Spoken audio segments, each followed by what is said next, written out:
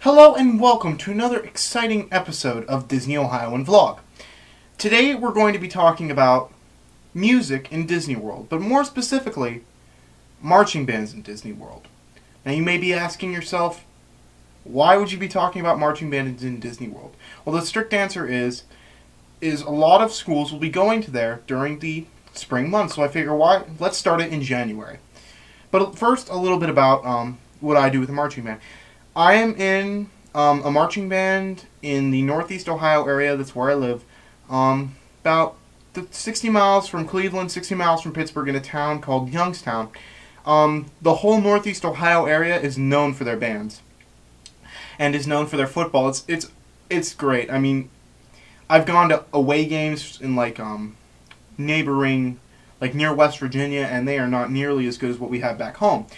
So last year, the year of 2010, the spring of 2010, the marching band and I went to Disney World to play our game, to play in Epcot Lagoon, and we started up by the area of the United Kingdom. We came down along here.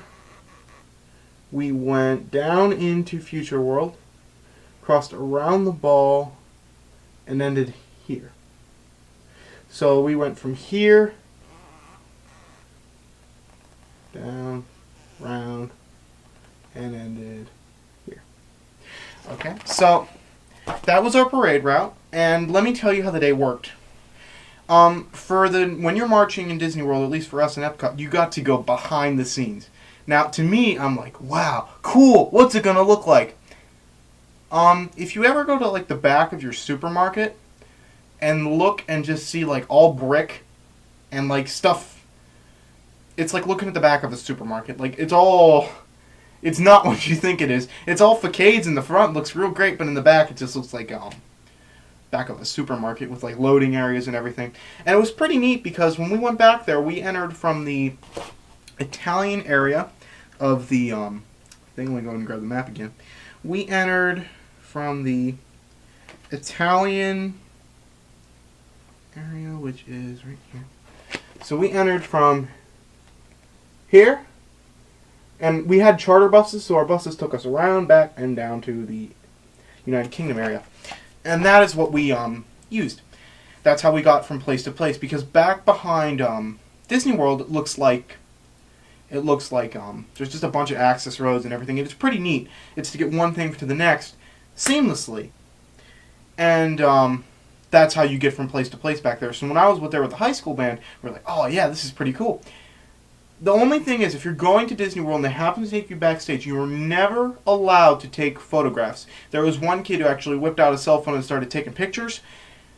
The Disney person immediately caught them, told them they were going to erase all the pictures, watched them erase it, and then said, don't ever do it again or you will not be allowed back in this park. They are extremely serious about back there. So let's recap. We did it on a Wednesday. When we got there, we did a music workshop. This is completely optional. And we did the music workshop. It was just a bunch of things really about rudimentary stuff, sight reading, etc. If you're not in band, then you wouldn't really know what I'm talking about. But if you are, they basically focused on sight reading. And then you did your performance, which was marching around Epcot, like I just showed you. And what you did was you did your march that you learned from the school. Whatever. All said and done.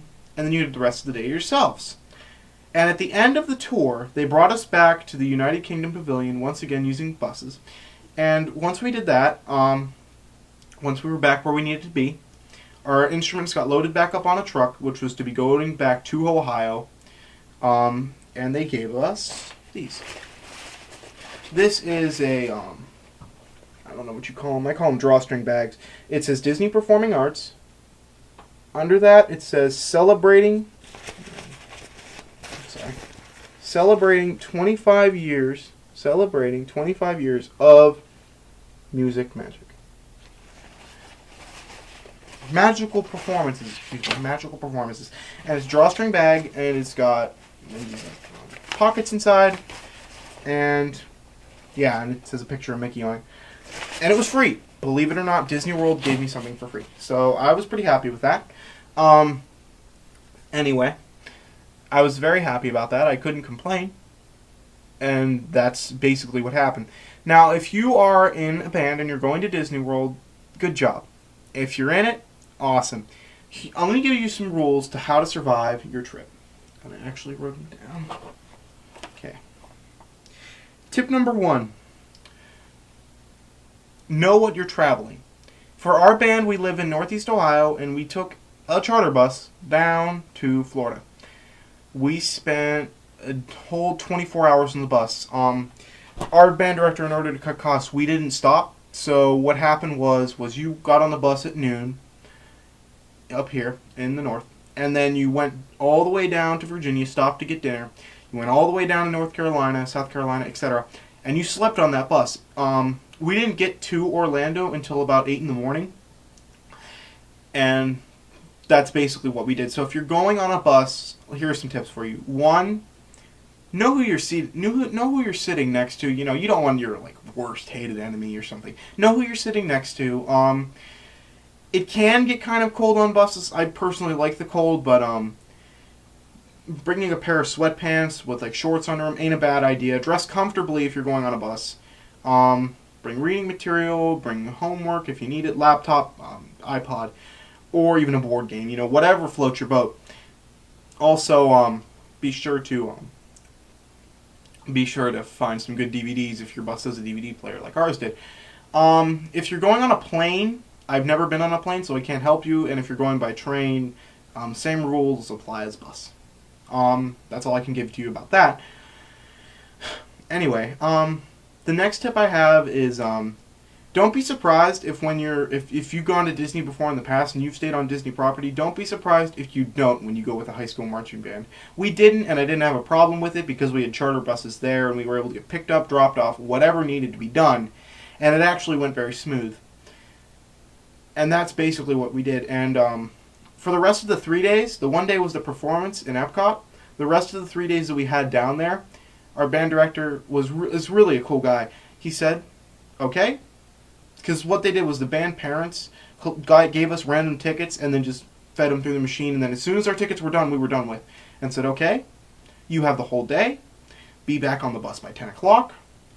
Don't get lost. Have fun. And that's what we did. And that was what's really cool about these band trips is that you're with your friends. I mean, your family's great, but when you're with your friends and people who've never been to Disney World before, you're able to create memories for them, which is definitely something good. It's something I really enjoyed about it was seeing my friends' faces light up when they saw the castle and the ball, and they look at the illuminations, and I'm sitting there, you know, what are they doing? And they're sitting there going, this is awesome. And that was really neat. The last and final tip I can give you is bring a camera. The one I'm actually using to record this is the one I took to Disney World, so I personally like video compared to still pictures, so you can take videos when you get a chance and enjoy it. That's about it. It was actually a really nice trip. Just make sure you're always hydrated when you're on those kinds of trips with a band. I mean, they keep you very hydrated. And if you ever need a glass of water in Disney World, don't be afraid to ask kiosks. Ask for a glass of ice water. And by law, they have to give you some. So if you're ever thirsty and you don't want to whip out the $3 for a bottle of water, go ahead and ask a kiosk and ask them for a glass of ice water. And with that, I conclude. I hope you have learned something about the trip. I really hope if you are going with a band that you have fun. You'll have a great time. It's not all about band and signing off.